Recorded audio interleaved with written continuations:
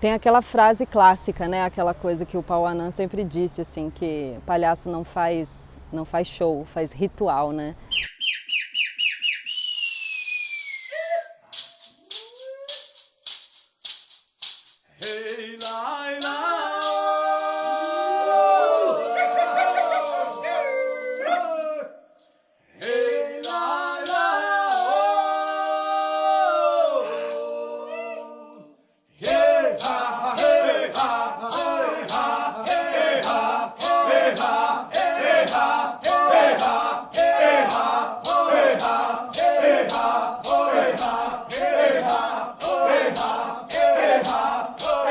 Nós palhaços, né, fomos vendo essa coisa do quebrar o espetáculo, né, o público, plateia, né, e retomar para essa coisa, né, que é a origem, né, das linguagens, das expressões, né, que não tinha o público. Fugir da Grécia, né, fugir do drama, do teatro, né, do anfiteatro, da plateia, do público, né, e voltar para o... Foi uma coisa interessantíssima, né, que eles fizeram, mas existem muitas outras, né? Que continuam existindo e que a gente que se distancia. Eu sinto que eu fui entendendo cada vez mais, junto com as outras pessoas do Povo Paris, que era muito importante quebrar essas estruturas rígidas. A gente parece que está sempre dentro de caixa, né? O próprio teatro, a caixa preta, né? O proscênio, né? E abrir, parece que a vontade é assim, ir derrubando, né? Derrubando essas paredes, derrubando o palco, né? Cantar, ritualizar, não tinha que apontar, fazer para alguém, era para si. Então isso me colocou também num repensar sobre apresentar para alguém ou jogar. Tiramos do foco de luz e pusemos a luz em todos e trouxe para junto. E aí ficou muito mais rico, ficou muito mais verdadeiro. Do dado da realidade, jogar com o presente, né, de não se ater na convenção, de jogar com a verdade, né? Então sempre tá nesse estado de... Porque assim, a convenção, o combinado sempre vai perder para isso, né? O público vai ver, né? Então se você não joga, então é bom que você cada vez mais... Mas eu vejo, quando você também entra numa coisa do ofício, né, de apresentar sempre de uma certa maneira, para um certo público, num certo espaço, né? Então tende a podar um pouco, a limitar, assim, né? Porque você faz aquilo e aquilo funciona com aquele público naquele espaço de tempo, né? Então, eu acho que a gente perde um pouco. Na nossa vida, na nossa cultura, tudo é separado. Então, é compartimento. Então, assim, né? Você vai, trabalha no seu trabalho, você vai no seu carro, naquele pequeno... né, cubículo, né, chega no trabalho, você volta. Aí você tem um momento de lazer, né, aí você vai criar algum momento de lazer.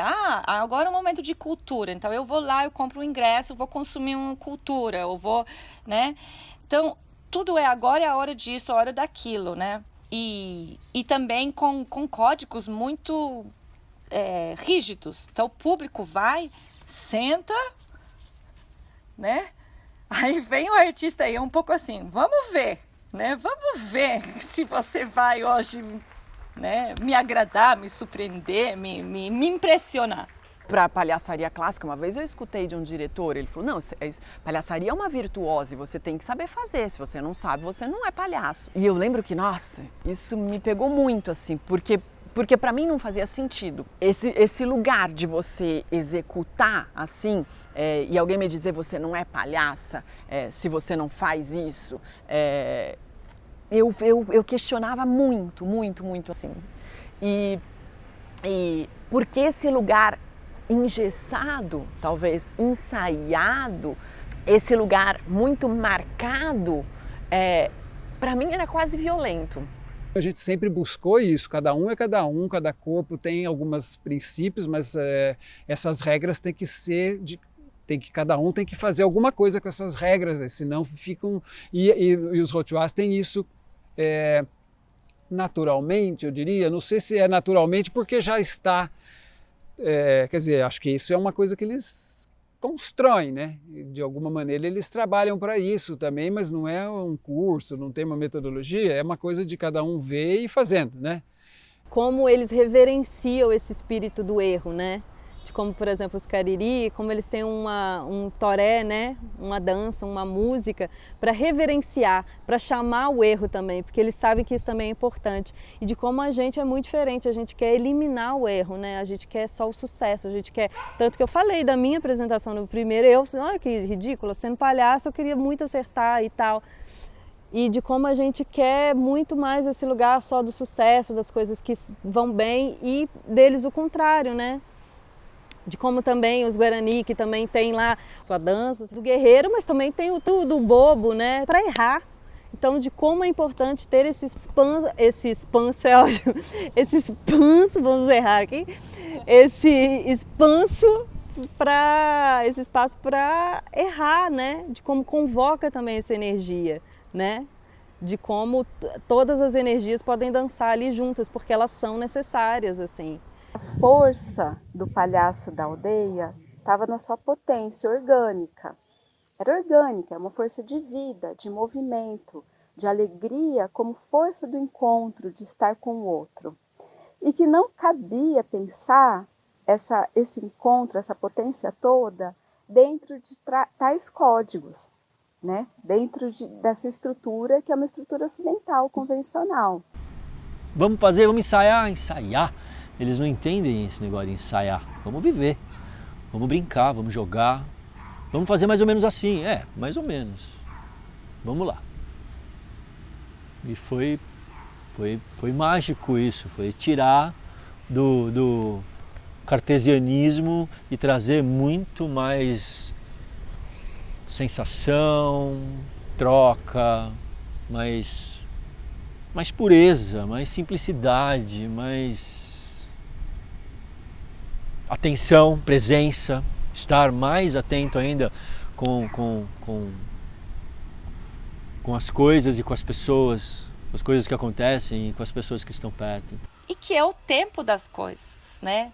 De chegar, de entender quem é cada um, se apresentar, se perceber, né? E a gente se conectar com esse momento presente, né? A gente fala isso muito na palhaçaria, a gente faz isso, de se conectar com o momento presente. Mas a gente aplica isso na nossa estrutura de pensamento ocidental, que tudo tem que ser muito efetivo, eficiente, produtivo, certo? Questão, né? Que é a produtividade, né? E eles têm outra produtividade que é libertadora. Assim, você fala, joga fora o relógio, né? Como a gente está compartimentado, né? Como a gente tem expectativas e se limita, né? Porque tem coisas que tem que acontecer de uma certa forma num certo tempo. E a gente vai para essa cultura, mesmo já tinha tido acesso a isso com a capoeira, né? Com os povos indígenas, o que precisa acontecer aqui, né? Quanto tempo vai levar? Né? Não importa, né? A gente não tem um tempo limitador, né? Isso que a gente chama de tempo indígena, né? É um tempo da vida, é um tempo da conexão, né? Porque a gente está num tempo desconectado. Então, é um tempo de conectar para que as coisas aconteçam no tempo das coisas, né? Se sou eu que defino que hora que a coisa tem que acontecer, eu não tenho esse diálogo, né? É um tempo de escuta do tempo das coisas, né? Então, se eu paro, eu recebo. Então, o tempo de ensaio nosso é assim, ok, beleza, vamos conversar, então, a gente vai fazer isso, isso e isso, e você entra, faz isso, nananana, resolve, nanana, vamos ensaiar, vamos. E o tempo indígena seria uma coisa, eu chego, eu olho, eu converso com você, eu tomo um café, eu fico um pouco embaixo da planta, nananã, aí a gente, não sei o quê, aí a gente fala, nossa, o tempo indígena é o tempo da vida. Eles estão que um carro descarregou.